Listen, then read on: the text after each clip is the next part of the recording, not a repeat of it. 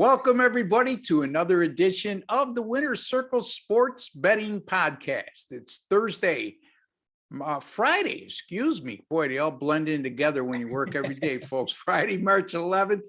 And as always, I'm joined by Mr. Doug Upstone of DocSports.com, as we're going to be discussing a couple college basketball tournament games on Friday evening. Doug, we've been red hot on these videos, 13-1 with our last 7 videos, and that includes you winning your last 11 free picks on this channel.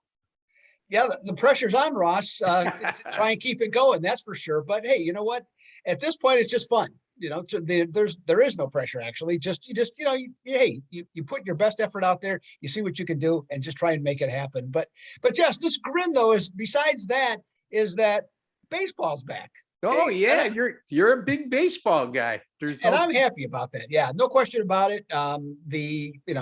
There's so many aspects of it. Like I put on Twitter yesterday that, I played it in my youth. I coached that. I did some scouting, high school kids years ago. And obviously getting into this part of the business, lots of studying and stuff like that. So yeah, huge fan, favorite game, no question about it. Here we go. But you know what? The madness of March is unreal. And we got a wonderful taste, good and bad, of it yesterday. There's no two ways about it. I was talking to Doug on the phone yesterday, and I was complaining a bit. I mean, I had Northern Kentucky earlier in the week in the Horizon League final against Wright State. They blew a 22-point second half lead. Yesterday, I had Michigan as a 15-point had a 17-point lead in the second half. They lose the game.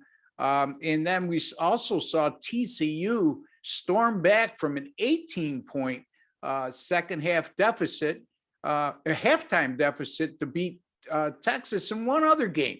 We both had Texas A&M on our premium paid selections, and they managed to blow a 10-point lead with a minute to go. And the game went to overtime. Luckily, we survived with a 3-point win.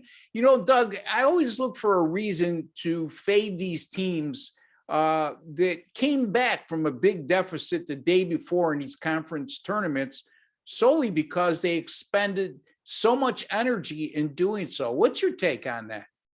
Yeah, that's an interesting, this happened, these types of events happening though are not unusual. I mean, it literally happens every single March. Okay, with this happens. And to me, the first thing I guess that I would wonder is kind of like why, I think what happens when you get in these games where let's just say there's more pressure trying to do different things with the teams, is that both teams are continually motivated. And then once one gets hot, the other feels the pressure more so than during the regular season, because yes, I mean, if you're going to the NCAA tournament, you're still going to go. So there's not that pressure, but it's just the pressure because you want to win your conference tournament or at least get to the finals. And so it's just this balance of, just up and down and craziness that occurs, and just wild runs like what you're talking about, where one team can't be stopped and the other one just is unstoppable in that case. But yeah, I mean, generally speaking, Ross, I agree with you that it's something I think you have to consider first. Okay, as if a team, put up that much energy to be able to get to with the comeback. Some of it also depends on who they're. I mean, there's other factors. Yes, who they're playing. It's not. And I don't mean to imply it's a drop dead automatic play the next day. Looking for a reason, and if I don't find those reasons, then certainly I won't use the play. Sorry about that. Forgot to turn my phone off, Doug. Anyway, the other thing that I look at in the NCAA tournament is these teams that are from small conferences that may pull an upset in the first round, and all of a sudden they're a school that maybe draws 800 to 1,200 people at home, and they have 17,000 people jumping on their bandwagon down the stretch, cheering for them to pull the upset, as a lot of these neutral site college basketball or NCAA tournament crowds do. they squeeze for the underdogs if they have no part, if they don't have any team that they're specifically cheering for. So any thoughts there in that regard? I mean, it makes a big difference, and it tests the poise of the in this case the better team to see what they can do and how they perform. That's like yesterday. It wasn't every single one, but most of the number one seeds in the various tournaments that played, for the most part, played poorly yesterday. I mean, Providence didn't look good. Arizona, they gave up, I don't know if it was a season high, but it was close to a season high. They gave up 54% shooting against Stanford, who is like a okay shooting team. And normally Arizona gives up 38% shooting. And so, a lot of these teams, and this is the hard part, is trying to speculate, what's going to happen, going into that first game. If they survive the first game, they're usually in pretty good shape. But the one thing I also look for, Ross, in these situations, if these types of teams, using an Arizona, for example, if they come back tonight and they would play, and they're playing Colorado, if they would happen to lose that game, I think that takes some of the shine off of them going into the NCAA tournament, because that's two mediocre performances in a row. And it's not guaranteed now you're just going to break it, into your next game. I'm not saying Arizona would even lose their first round game, but if you're thinking about Arizona making the Final Four, if that's the case, I'm using them as the example. Sure.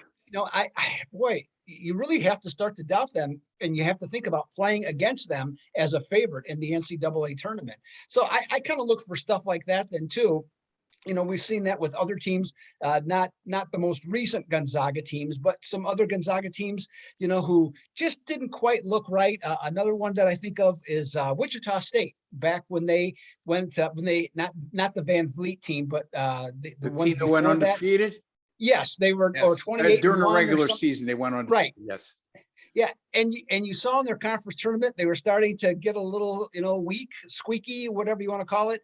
And, they were limited, I believe, in the second round. Yeah. By Kentucky, as a matter of fact. Yeah, that's right. Yeah. And that wasn't one of the better Kentucky teams that they lost to. So yes, that's definitely true.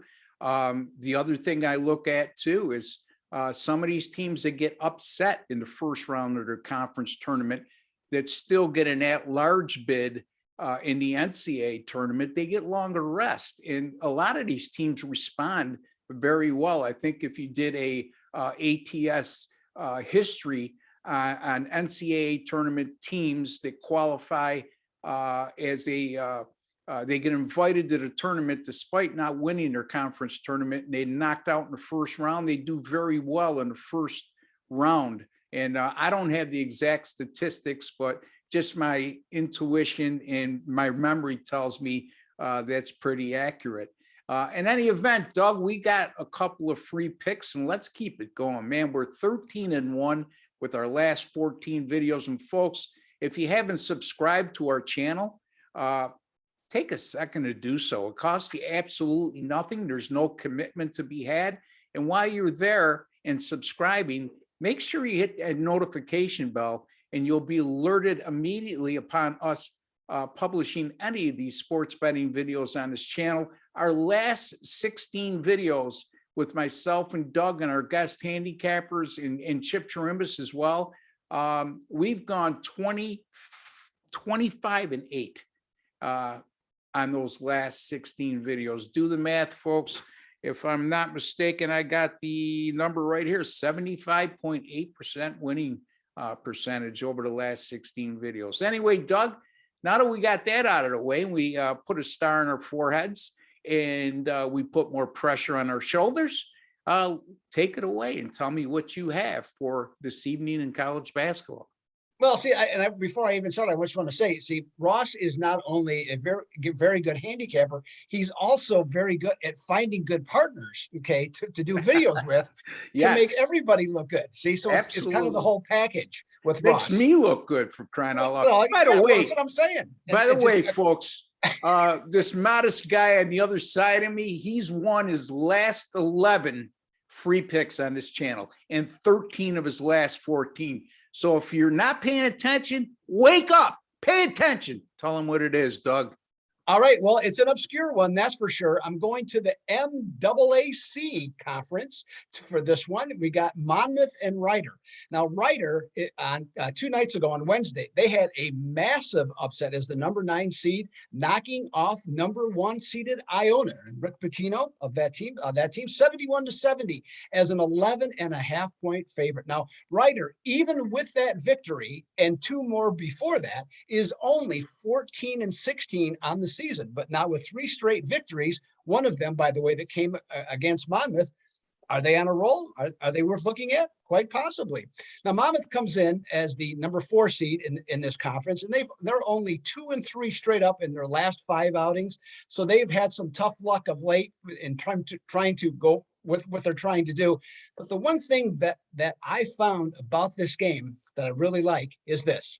Oh, and I forgot to mention, Monmouth, not only have they done poorly, they've also not shot the ball well. They've scored 65 or fewer points in 4 of their last 5 games. Okay, so I wanted to get that out there as well. But in terms of for the tournament, okay, conference tournaments in particular, we have Monmouth, neutral court teams that have that are an average team, average scoring team, which means 67-74 points, playing against an average defensive team, which is what Ryder is in this case, and they have played 15 or more games on the season. Teams that come into this game having scored 65 or fewer points in 2 consecutive games are a remarkable 29-6 in their next contest since 2018. So I'm going to say take the Monmouth Hawks minus the 4.5 over Ryder to ride the Bronx out of the tournament. Okay, in this one. There you go. Monmouth minus 4.5 over Ryder. Boy, oh boy. Everybody had Iona mailed in as the automatic qualifier here in the MAAC, which is the Metro Athletic Association Conference, I believe. Anyway. I think it's athletic. I think it's Atlantic. Atlantic. Atlantic Athletic. All right, Atlantic MAAC.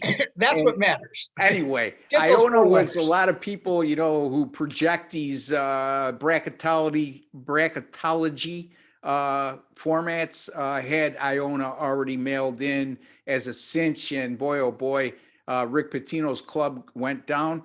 But here again, Doug, we have a team that's going to be in the NIT. They won the regular season. They're an automatic qualifier in the NIT. I would keep an eye on Iona, especially if they come up a dog in the NIT. They're going to be a very dangerous team to play against. Yeah, and one other point, Ross, about Iona, I don't remember the exact number, but I believe they've only covered like maybe 2 of their last 10 games. Yeah. You know, so they weren't really trending in the right direction, and they finally got bit. Yeah. Well, I mean, again, in that conference, they're going to be a favorite on, you know, each and every night. And yeah, they were down a stretch. I mean, I believe they lost at Niagara and they lost at Canisius on a trip to Western New York. And those are 2 teams with losing records. So again, I would keep an eye on them in the NIT as an underdog, more so as a favorite.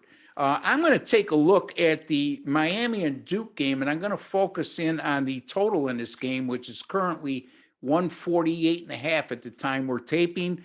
Both of these teams have shot the ball very well recently. Miami, as a matter of fact, has shot 50% or better in each of their last 5 games, and during that stretch, they shot a cumulative 53.6% and averaged over 76 points per game. However, defensively, it's been another story during that stretch for Miami. As a matter of fact, they've allowed opponents to shoot 48% or better in 5 of their last 6 games. And folks, the combination of hot shooting and not very good defense usually produces very high scores. Since 2019, 2020, 3 seasons of work, Miami has played 10-2 to the over in neutral site games.